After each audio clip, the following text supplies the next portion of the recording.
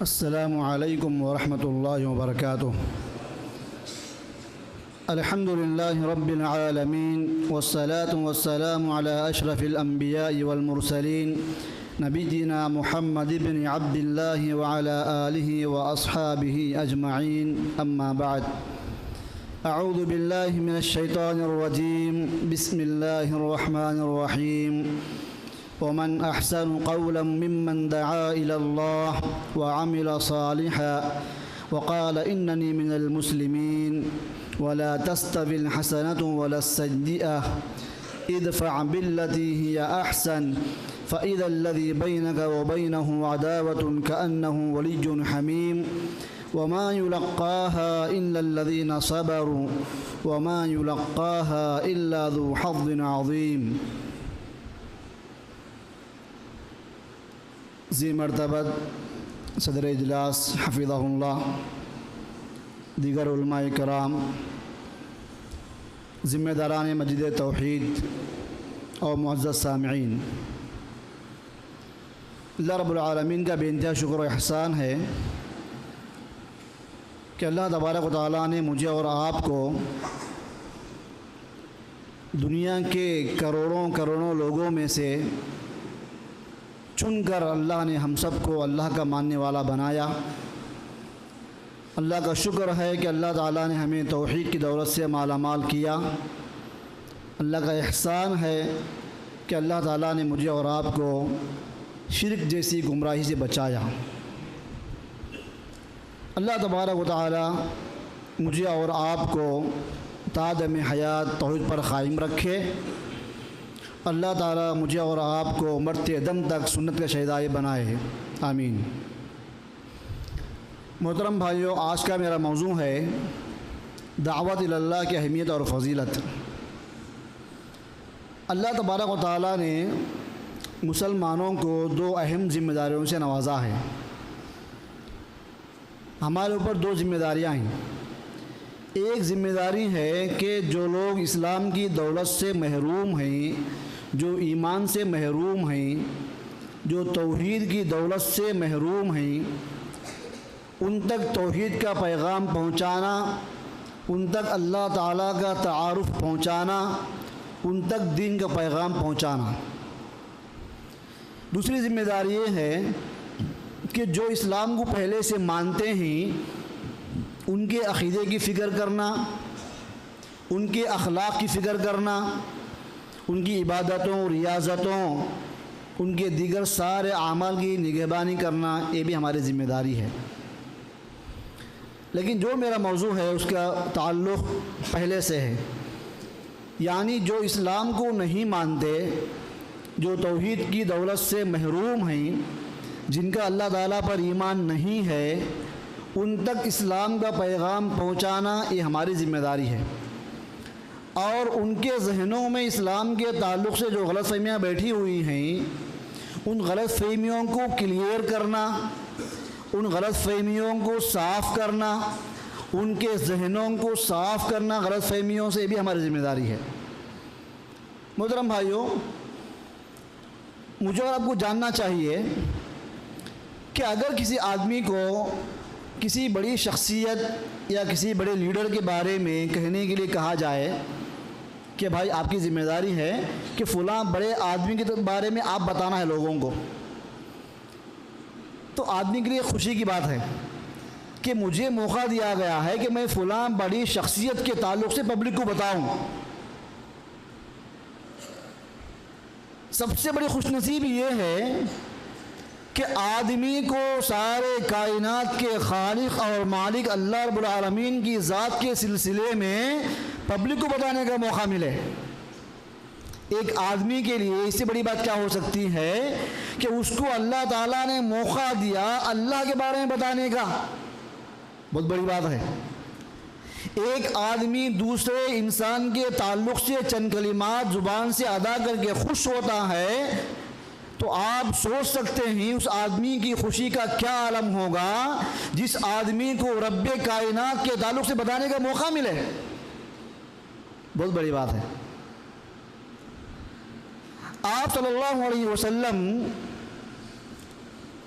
اور آپ صلی اللہ علیہ وسلم کے صحابہ کرام، آپ سے پہلے سارے انبیاء کرام، سارے نبیوں کا جو اولین مقصد تھا یہی تھا، جو اسلام کی دولت سے محروم ہیں، جو اللہ پر ایمان لانے سے محروم ہیں، ان کو توحید کی دعوت دی جائے، ان کو توحید سمجھایا جائے، انہیں ایمان سمجھایا جائے، انہیں شرک کے دلدل سے نکالا جائے، انہیں گمراہی سے بچایا جائے، ان کو جہنم کی آگ سے بچانے کی فکر کی جائے۔ جنگ کا موقع تھا، آپ صلی اللہ علیہ وسلم نے رات میں اعلان کیا کہ صبح میں ایک ایسے آدمی کو جھنڈا دینے والا ہوں جس کے ہاتھ میں اللہ تعالیٰ فتح دلائے گا، جس کے ہاتھ سے اللہ تعالیٰ کامیابی دلائے گا مسلمانوں کو۔ اور وہ آدمی وہ ہوگا،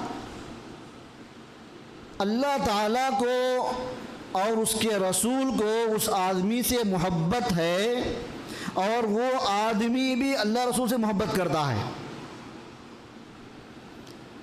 رات میں اعلان کیا گیا، سارے صحابہ کو رات بھر بے چینی رہی کہ وہ آدمی کون ہے جس کے ہاتھ میں جھنڈا ملنے والا ہے، جس کے ہاتھ جنگ فتح ہونے والی ہے، اور جس آدمی کے بارے میں ڈکلیئر کر دیا گیا ہے کہ اس آدمی کو بھی اللہ رسول سے محبت ہے، اللہ رسول کو بھی اس آدمی سے محبت ہے۔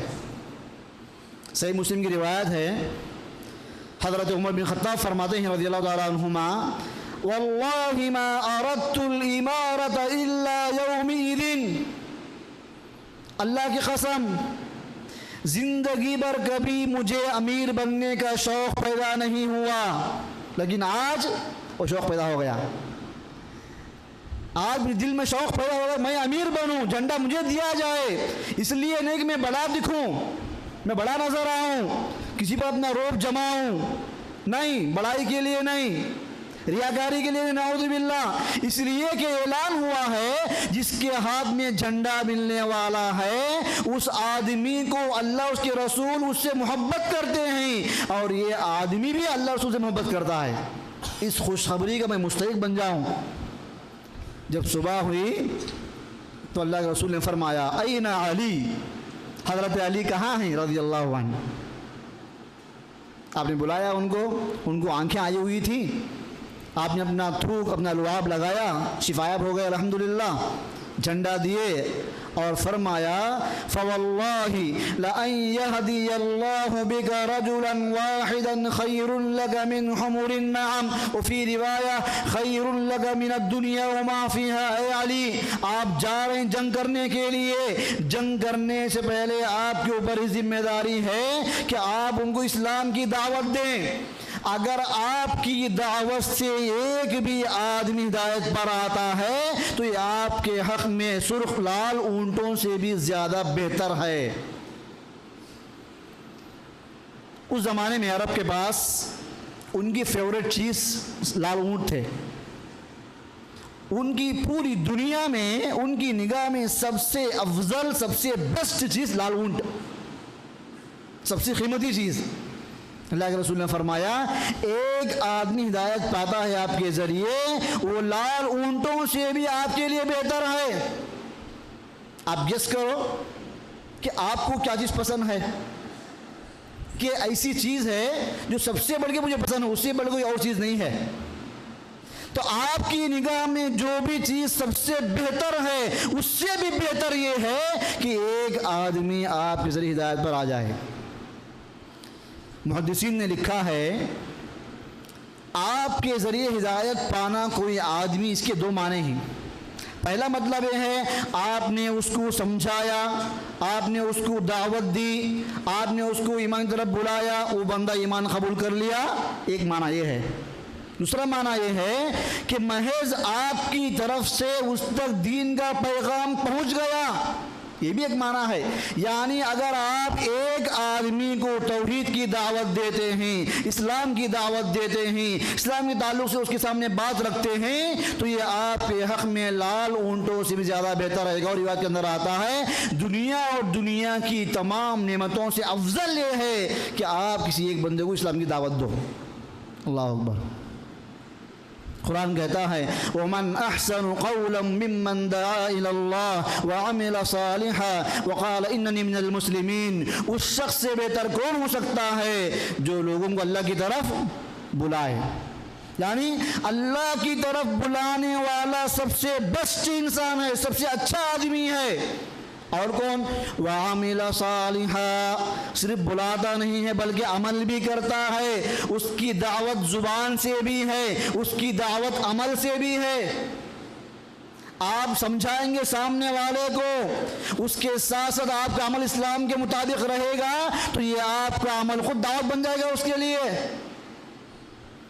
وقال اننی من المسلمین، اور اپنے آپ کو بطور ماڈل پیش کرے، اسلام جاننا چاہتے ہو تو مجھے دیکھو، میں مسلمان ہوں۔ ہے ہمارا اخلاق ایسے؟ کوئی مسلمان کہہ سکے کسی غیر مسلم سے آپ اسلام جاننا چاہتے ہیں، مجھے دیکھو بس میں جو ہوں وہ اسلام۔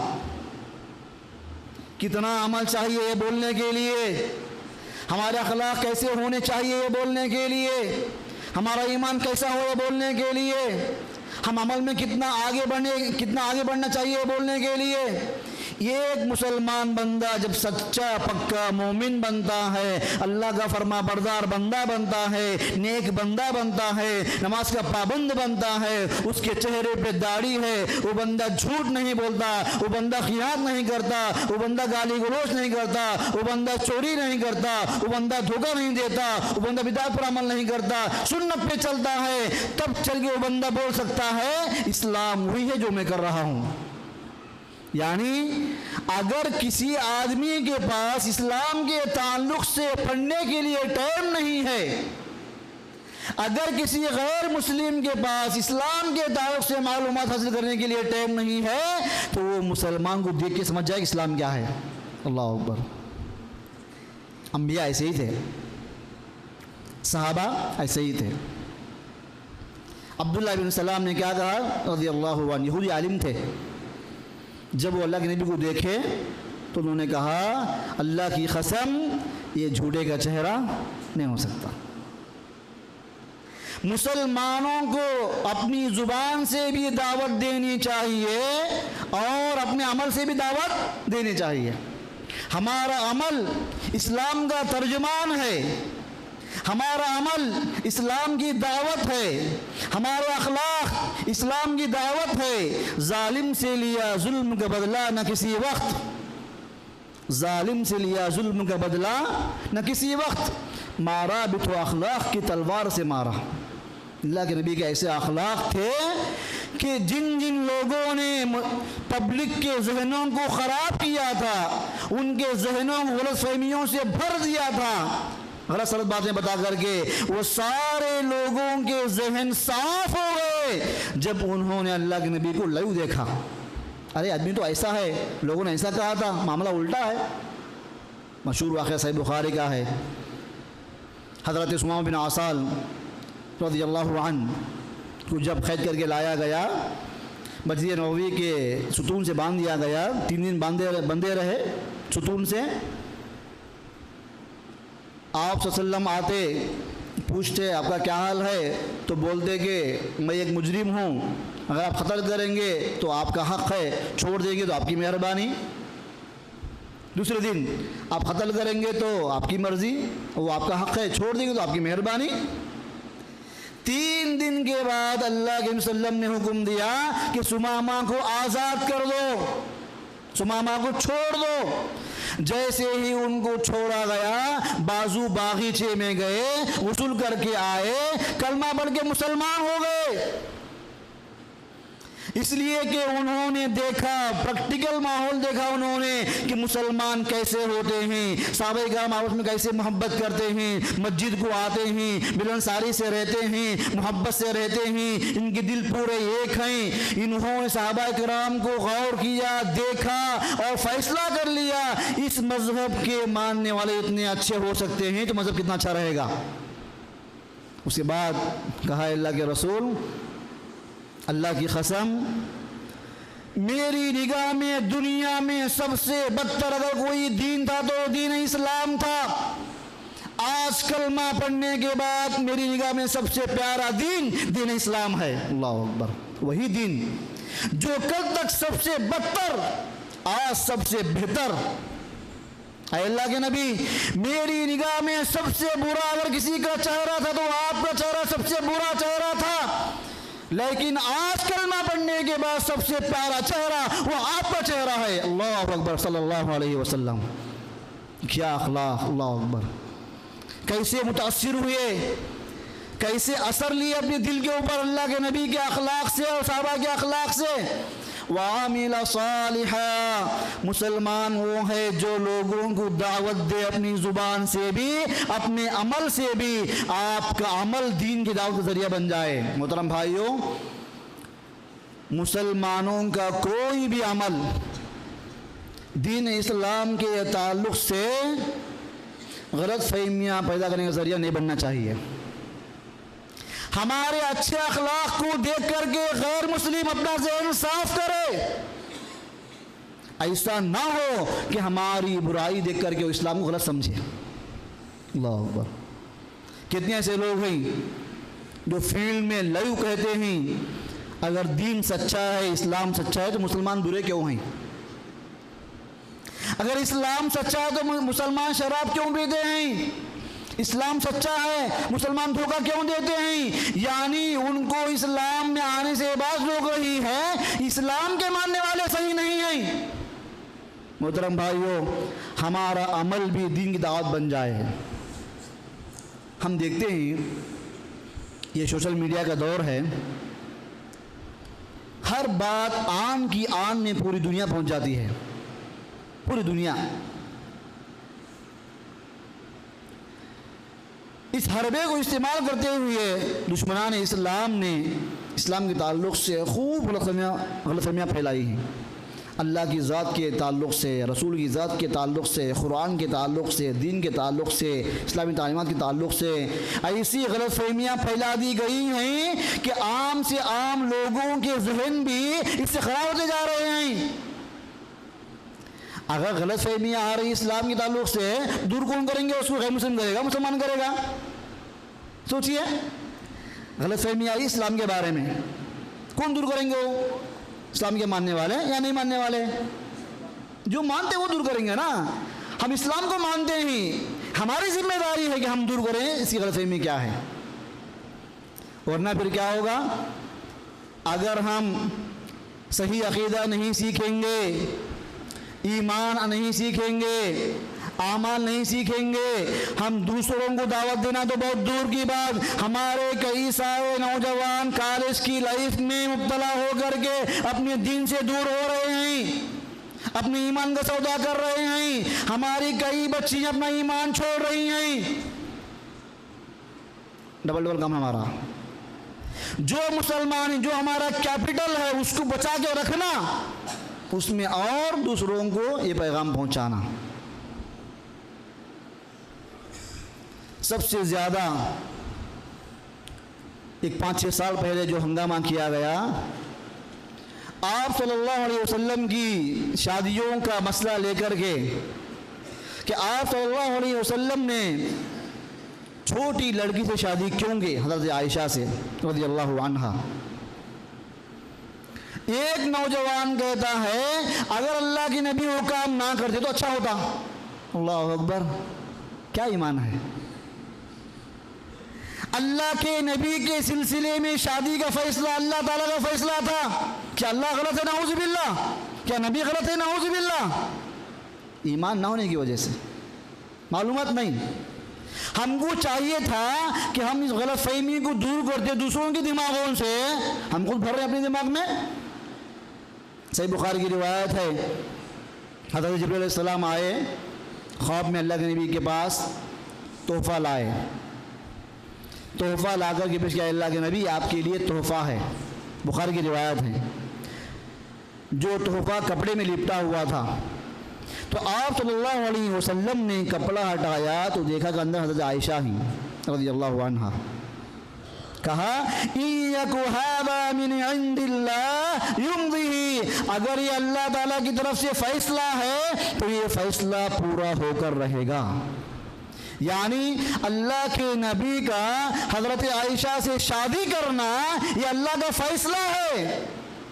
محترم بھائیوں، دین پر جو لوگ اعتراض کرتے ہیں، جو لوگ نبی پر اعتراض کرتے ہیں، جو اللہ پر اعتراض کرتے ہیں، نئے دور میں ایسے بہت سارے اعتراضات آئے جو پرانے دور میں نہیں تھے، قدیم دور میں نہیں تھے۔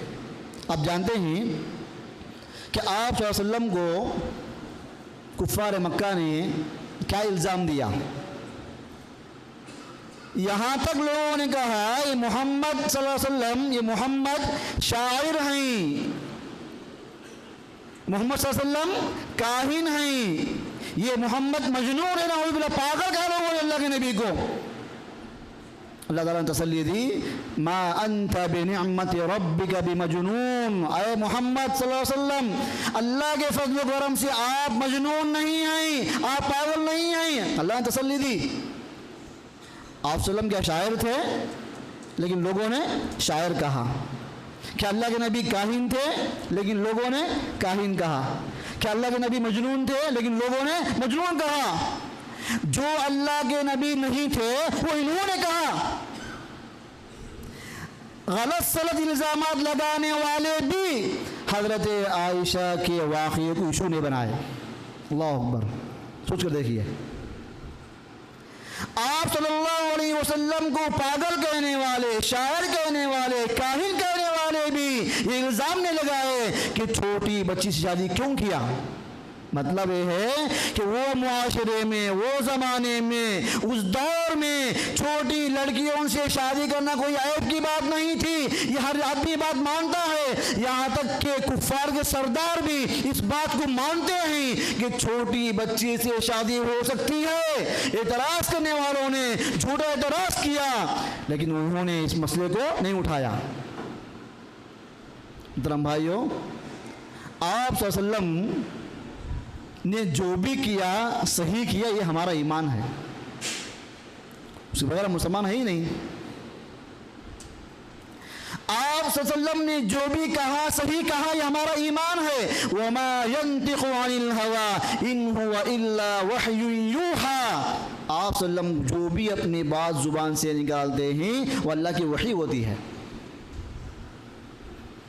آپ صلی اللہ علیہ وسلم سے تھوڑا بہت کچھ فرق ہو گیا، اللہ نے تنبیہ فرمائی فوراً۔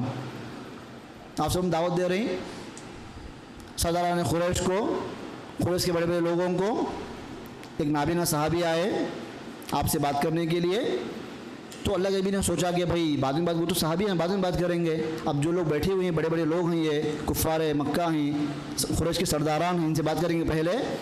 اللہ نے تنبیہ فرمایا، عبس وتولى ان جاءه الاعمى ما يدريك لعله يزكى ويذكر فتنفعه الذكرى اما من استغنى فانت لو تصدق ما عليك الا يزكى۔ اللہ نے کہا کہ پاس ایک نابینا صحابی آئے، آپ توجہ کیوں نہیں دے رہے ان کی طرف؟ اللہ اکبر، اتنی چھوٹی بات پر تنبیہ حاصل ہوئی۔ اللہ تعالیٰ نے آسمان سے نازل فرمائی، جب آپ صلی اللہ علیہ وسلم نے شادی کیا تھا عائشہ سے تو یہ غلط ہے۔ ایسے بہت سارے اعتراضات ہیں لوگوں کے۔ اصل مسئلہ کیا ہے؟ اعتراضات کی جو بنیادیں ہیں وہ وہی ہیں جو پرانی تھیں، بنیاد پرانی ہے، بلڈنگ نہیں ہے، بس اعتراض وہی ہے، انداز نیا ہے۔ اس کو بولتے ہیں لوگ شراب وہی ہے، بس بوتل نہیں ہے۔ پرانے اعتراضات کو لوگ نئی نئی شکل میں پیش کرتے ہیں۔ اگر اسلام کے ماننے والے اس کو صاف نہیں کریں گے، اس کا ازالہ نہیں کریں گے، اس کی کلیئرٹی نہیں دیں گے، تو اس کے طرف سے کام کرنے والا کون ہوگا میرے بھائیوں؟ یہ ہماری ذمہ داری ہے۔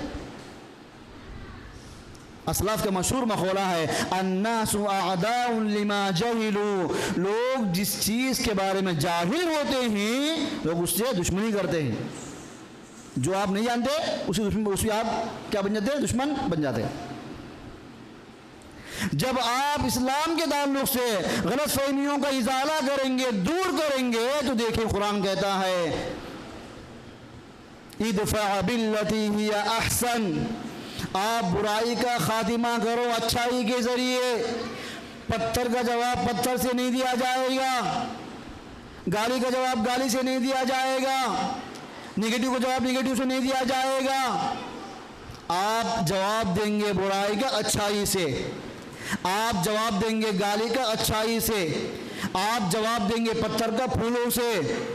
اس کا نتیجہ کیا ہوگا؟ فَإِذَا الَّذِي بَيْنَكَ وَبَيْنَهُ عَدَاوَةٌ كَأَنَّهُ وَلِيٌّ حَمِيمٌ، وہ آدمی جس کے دل میں آپ کے تعلق سے پختی دشمنی ہے، سخت دشمنی ہے، وہ آپ کا جگری دوست بن سکتا ہے.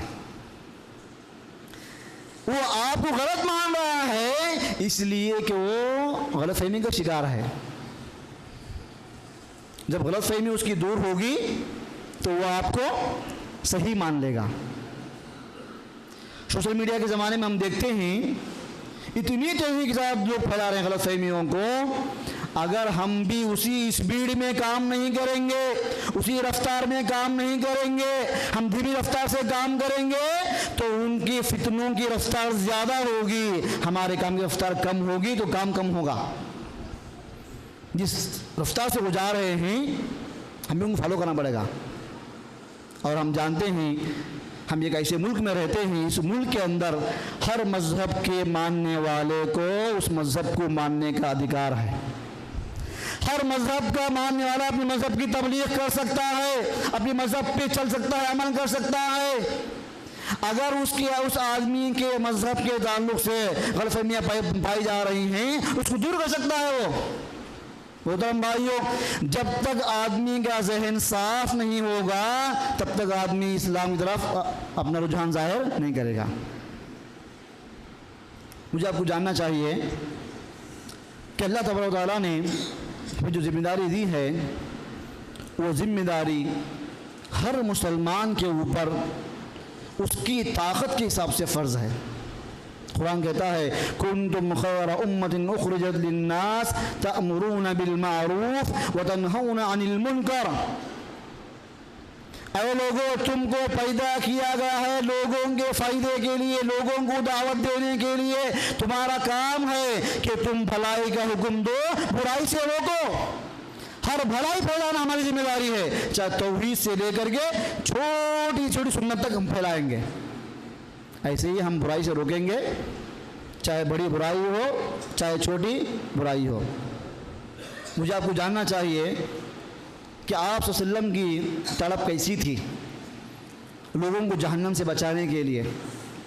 آپ کی مثال بیان فرمائیں. صحیح بخاری کی روایت ہے، میری مثال ایسی ہے جیسے کوئی آدمی آگ جلاتا ہے. کوئی آدمی آگ جلاتا ہے. جب آگ بلند ہوتی ہے تو آس پاس کے کیڑے مکوڑے کیڑے پتنگے آتے ہیں، آگ کو روشنی سمجھ کے اس میں گر جاتے ہیں. انہیں پتہ نہیں کہ یہ چیز کیا ہے، روشنی سمجھ کے آ رہے ہیں اس میں گر رہے ہیں. آگ جلانے والا بندہ کیا کرتا ہے؟ کیڑوں کو پتنگوں کو ہٹاتا ہے، ہکالتا ہے. اس کی بات نہیں مانتے، وہ ہٹانے والے کی بات کا انکار کرتے ہوئے یہ کیڑے مکوڑے آگ میں کود کر کے جھلس جاتے ہیں، جل کے راکھ ہو جاتے ہیں، ختم ہو جاتے ہیں. میری مثال ایسی ہی ہے، میں تم لوگوں کو جہنم کی آگ سے بچانے کے لیے کھڑا ہوا ہوں. یہ آگ ہے، جہنم ہے. تم لوگ ہو کہ میری بات نہیں مان رہے ہو. ہلم عن النار انا آخذ بحجزکم ہلم عن النار. میں تم کو تمہاری کمر پکڑ کے کھینچ رہا ہوں کہ آگے بڑھنے کی ضرورت نہیں ہے. آگ میں جاؤ گے تو جل جاؤ گے، لیکن تم کیا کر رہے ہو؟ میری بات نہیں مان رہے ہو، تم آگ میں گر رہے ہو. اللہ اکبر. یہاں علماء کرام ایک نکتہ بیان کرتے ہیں کہ آپ صلی اللہ علیہ وسلم نے کمر پکڑنے کی بات کیوں کہی کہ میں آپ کو آپ کی کمر پکڑ کے کھینچ رہا ہوں؟ اس لیے کہ اگر آپ کسی کا ہاتھ پکڑیں گے ممکن ہے کہ وہ اپنے پیر سے وہ پٹا پار کرے. اگر آپ پیر پکڑیں گے تو ہاتھ سے وہ آگے جا سکتا ہے. کمر پکڑیں گے مکمل طور پہ آدمی گرفت میں آ جاتا ہے. یعنی ایک مسلمان کا جذبہ اتنا پختہ ہو کسی بھی طرح اس بندے کو جہنم کی آگ سے بچایا جائے. اللہ اکبر.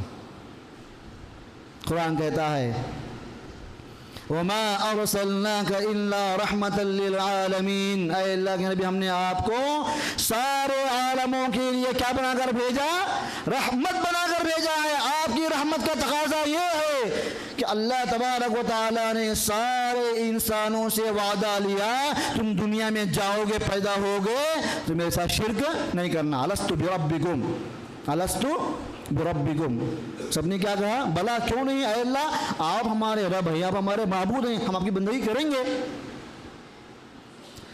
اگر کوئی انسان دنیا میں آنے کے بعد بغیر نبی کے بھی اللہ پر ایمان نہیں لایا تو اس آدمی کو جہنم میں ڈالنا اللہ کو حق ہے۔ اللہ چاہے تو بغیر انبیاء کے بھیجے کے، بغیر نبیوں کو بھیجے کے، اللہ تعالیٰ پرانے وعدے کے حساب سے آدمی کی پکڑ کر سکتا ہے، لیکن اللہ نے رحم کیا نبیوں کو بھیج کر کہ تم جا کر بھول جاؤ گے، میں آپ کو یاد دلاؤں گا۔ اللہ اکبر، اللہ کی رحمت ہے۔ ہم جانتے ہیں بعض لوگوں کا عقیدہ ہے دنیا کے اندر کہ اللہ تعالیٰ کو اولاد ہے، اللہ تعالیٰ کو بچے ہیں، جبکہ اللہ تبارک و تعالیٰ کے لیے اولاد ثابت کرنا اللہ کو گالی دینے کے برابر ہے۔ اللہ اکبر، اللہ کو بیٹا ہے بولنا، بیٹی ہے بولنا اتنا گھناؤنا جرم ہے۔ اس جرم کی خطرناکی کی وجہ سے آسمان پھٹ سکتا ہے، زمین ریزہ ریزہ ہو سکتی ہے، پہاڑ ٹکڑے ٹکڑے ہو سکتا ہے، اتنا بڑا گناہ ہے۔ قرآن کہتا ہے وَيُنذِرَ الَّذِينَ قَالُوا اتَّخَذَ اللَّهُ وَلَدًا، اللہ کے نبی جو نبی بنا کر بھیجے گئے ان کا ایک مقصد یہ بھی ہے ان لوگوں کو ڈرائیں جو کہتے ہیں کہ اللہ نے اولاد بنا لی ہے۔ ما لهم به من علم ولا لآبائهم، نہ ان کو علم ہے نہ ان کے باپ داداؤں کو اس کا علم ہے۔ کبرت کلمۃ تخرج من افواہہم، ان کی زبان سے جو باتیں نکل رہی ہیں کہ اللہ کو بیٹا ہے، بچہ ہے، اولاد ہے، بہت گندی باتیں ہوئی ہے۔ ان یقولون الا کذبا، وہ جھوٹ بک رہے ہیں، جھوٹ بول رہے ہیں۔ وہ ایسے گندے عقیدے والوں کے بارے اللہ تعالیٰ فرماتا ہے، اللہ نے کیا فرمایا؟ اے اللہ کے نبی ایسا لگ رہا ہے کہ آپ ان کے ایمان کی فکر کر کے اپنے آپ کو مار لیں گے۔ اللہ فَلَعَلَّكَ بَاخِعٌ نَفْسَكَ عَلَىٰ آثَارِهِمْ إِن لَّمْ يُؤْمِنُوا بِهَٰذَا الْحَدِيثِ أَسَفًا، اے نبی ایسا لگتا ہے کہ آپ اپنی جان کو جوخم میں ڈالیں گے اس لیے کوئی ایمان نہیں لا رہے، یعنی غیر مسلموں کے اسلام پر ایمان نہ لانے کی وجہ سے آپ اتنا غم کھا رہے ہیں اپنے آپ کو مار لیں گے۔ قرآن کہتا ہے فَلَا تَذْهَبْ نَفْسُكَ عَلَيْهِمْ حَسَرَاتٍ، اللہ کے نبی آپ اتنا جوخم میں مت پڑیے۔ آپ سوچئے کہ آپ صلی اللہ علیہ وسلم ایک جنگ سے واپس آئے، جنگی لباس اتارنے والے ہی ہیں، اطلاع ملی کہ بازار میں مارکیٹ میں قافلہ آیا ہے، اس کا ٹائم لمٹ ہے، بس تھوڑی دیر رہے گا وہ بازار میں، اس سے چلا جائے گا۔ تو آپ صلی اللہ علیہ وسلم فوراً گھر سے باہر نکلے، بغیر آرام کیے، بغیر ریسٹ لیے کہ جا کے دعوت دی انہوں۔ اس سے بڑی بات کیا ہوگی کہ آپ صلی اللہ علیہ وسلم باہر جا کے کھڑے ہوتے بازاروں میں کہتے یا ایھا الناس قولوا لا الہ الا اللہ تفلحوا، اے لوگو کلمہ پڑھ لو کامیاب ہو جاؤ گے۔ اللہ نے آپ کی صفت بیان فرمائی وَدَاعِيًا إِلَى اللَّهِ بِإِذْنِهِ وَسِرَاجًا مُنِيرًا، اللہ کے نبی آپ داعی إِلَى اللَّهِ ہیں، آپ داعی ہیں، آپ دین کی دعوت دینے والے ہیں آپ۔ اللہ اکبر، یہ ہماری ذمہ داری ہے۔ کوئی آدمی آتا اللہ کے نبی کے اوپر مٹی ڈال کے چلا جاتا، کوئی آدمی آتا اللہ کے نبی کو گالیاں دیتا، کوئی آدمی آتا فَمِنْهُمْ مَنْ تَفِيضُ عَلَىٰ وَجْهِهِ، آپ صلی اللہ علیہ وسلم کے چہرے پہ تھوک کے جاتا، آپ صلی اللہ علیہ وسلم نے لوگوں کے تھوکنے کو برداشت کیا، ان کی گالیوں کو برداشت کیا، ان کے برا بھلا کہنے کو برداشت کیا، ان کی ہر تکلیف پر صبر کیا، اس لیے یہ قوم نادان قوم ہے، یہ قوم جاہل قوم ہے، یہ قوم عداوت میں آئی ہے، یہ قوم اللہ کی انکاری ہے، بس کسی طرح یہ لوگ ایمان میں آنے والے بن جائیں۔ آپ صلی اللہ علیہ وسلم جب طائف گئے دعوت دینے کے لیے، ہم جانتے ہیں مشہور واقعہ ہے، لوگوں نے اللہ کے نبی پر ایسے وار کیے، ایسا حملہ کیا، پتھر برسائے، یہاں تک کہ آپ آپ صلی اللہ علیہ وسلم کے جسم سے خون نکل کر کے جوتیوں میں جمع ہو گیا، جس کی وجہ سے جوتیاں آپ کے پیروں سے چپک گئیں، جوتیاں نکل نہیں رہی ہیں۔ فرشتے آگے درخواست کرتے ہیں اللہ کے نبی آپ حکم کریں، ہم اللہ کے حکم سے 2 پہاڑوں کو ملا کر کے بستی والوں کو پیس کر رکھ دیں گے، ان کا صفائی ہو جائے گا، یہ لوگ ختم ہو جائے دنیا سے۔ اللہ رسول نے کہا نہیں، مجھے اللہ تبارک و تعالیٰ نے رحمت بنا کر بھیجا ہے، مجھے امید ہے اگر وہ لوگ اللہ پر ایمان نہیں لائیں گے، اللہ کی ذات سے مجھے امید ہے ان کی اولاد ایمان لائے گی۔ اللہ اکبر۔ سامنے لوگ آپ پہ انکار کر رہے ہیں، آپ کو گالیاں دے رہے ہیں، آپ کو مار رہے ہیں، آپ کے چہرے پہ تھوک رہے ہیں، آپ کی امیدیں ہیں یہ نہیں تو نہیں، ان کی اولاد ایمان لائے گی۔ اللہ اکبر۔ ہم جانتے ہیں مشہور صحابی طفیل بن عمرو دوسی رضی اللہ تعالیٰ عنہ، دوس کے قبیلے کا نام ہے، وہاں کے صحابی ہیں دوسی، طفیل بن عمرو دوسی۔ جب وہ ایمان لائے سوال کیا اللہ کے نبی اب میں کیا کروں؟ کہا کہ آپ بھی دعوت دو لوگوں کو۔ آپ نے ان کو بھیجا ان کی قبیلے کی طرف، دوس کی طرف، آپ قبیلے دوس جاؤ، اپنے قبیلے کو آپ دعوت دو، دین کی دعوت دو۔ گئے اپنے قبیلے کے پاس، دعوت دیے، لوگوں نے نہیں مانا، ایک آدمی بھی ان کی بات نہیں مانا، ایک آدمی بھی ایمان قبول نہیں کیا۔ اللہ کے نبی کے پاس آئے، اے اللہ کے نبی، ان دوسا قد عصت، قبیلے دوس نے اللہ کی نافرمانی کی ہے، میں جا کے ان کو دعوت دیا دین کی، وہ قبول کرنے کو تیار نہیں ہے، فادعوا اللہ علیہم، اے اللہ کے نبی آپ ان پر بد دعا کیجئے۔ صحابی کتنا ان کا دل دکھا ہوگا، کتنی وہ دعوت دیے ہوں گے، کتنا وہ صبر کیے ہوں گے کہ آگے ریکویسٹ کر رہے ہیں اللہ کے نبی ان پر بد دعا کرو آپ، وہ خوف ماننے کو تیار نہیں ہے۔ طفیل بن عمرو دوسی کے کہنے کے ساتھ آپ صلی اللہ علیہ وسلم نے اپنے دونوں ہاتھ آسمان کی طرف اٹھا دیے، آپ کے دونوں ہاتھ آسمان کی طرف اڑ گئے۔ صحابی کا آ کر کے بد دعا کی درخواست کرنا، اللہ کے نبی کا ہاتھ اٹھانا، یہ درشاتا ہے کہ اب یہ قوم کا ٹائم آ چکا ہلاک ہونے کا، اب یہ قوم تباہ ہونے والی ہے۔ لوگوں نے کہا ہلاکو، اب تو قوم تباہ ہونے والی ہے، کیونکہ بھی بد دعا کرنے والے ہیں۔ اللہ کے نبی نے کہا اللہم اہد دوسا، اے اللہ قبیلے دوس کو ہدایت سے مالا مال کر دے۔ اللہ اکبر۔ رحمت، جو آپ کے راستے میں کانٹے بچھاتے ہیں، ہمارا کام ان کو تکلیف دینا نہیں ہے۔ جو آپ کو گالیاں دیتے ہیں ان کو گالیاں دینا ہماری ذمہ داری نہیں ہے میرے بھائیو۔ جو آپ پر دانے کستے ہیں ان پر آپ تانے کسیں، یہ ہمارا کام نہیں ہے۔ جو آپ کو برا بھلا کہے اس کو آپ برا بولے، ہمارا کام نہیں ہے۔ اللہ اکبر۔ کیونکہ ہم مسلمان سراپا رحمت ہیں، ہمارے اخلاق کو ایک غیر مسلم دیکھے، اس کے ذہن میں جس کسی نے بھی غلط فہمیاں بھری ہیں وہ یقین کرے غلط فہمیاں بھرنے والا جھوٹا ہے، مسلمان سچا، دین سچا ہے۔ اللہ اکبر۔ اس کے لیے ضروری ہے کہ ہمارا ایمان ویسا ہو، ہمارے دل میں وہ جذبہ، وہ لگن، وہ شوق ہو کہ ہمارے ذریعے چند بندے اسلام کو جاننے والے بن جائیں، اسلام کو ماننے والے بن جائیں۔ ہر آدمی کا شوق ہونا چاہیے۔ حدیث میں آتا ہے، صحیح مسلم کی روایت ہے، من رآ منکم منکرا فلیغیرہ بیدہ، تم میں سے جو کوئی بندہ جو کوئی برائی دیکھے تو وہ اپنے ہاتھ سے اس کو روکے، اپنے ہاتھ سے اس کو روکے۔ فَإِن لَّمْ يَسْتَطِعْ فَبِلِسَانِهِ، اگر وہ ہاتھ سے روک نہیں سکتا، اس کے اختیار میں نہیں ہے، اس کے بس میں، اس کی طاقت میں نہیں ہے، اس کے کنٹرول میں وہ آدمی نہیں ہے، تو اپنی زبان سے برائی کو روکے۔ اگر وہ زبان سے بھی برائی کو روکنے پر اہل نہیں ہے، قادر نہیں ہے، طاقتور نہیں ہے، تو کم از کم وہ اپنے دل میں بری چیز کو برا مانے۔ وَذَلِكَ أَضْعَفُ الْإِيمَانِ، برائی کو دل سے برا ماننا ایمان کا سب سے لو درجہ ہے، سب سے کم درجہ ہے، اس کے بغیر ایمان ہی نہیں ہے۔ اگر اللہ نے آپ کو علم دیا ہے، آپ اپنے علم سے دین کی دعوت کا کام کرو۔ اگر آپ کو اللہ تعالیٰ تعلقات دیا ہے، تعلقات کو استعمال کرو دین کی دعوت کے لیے۔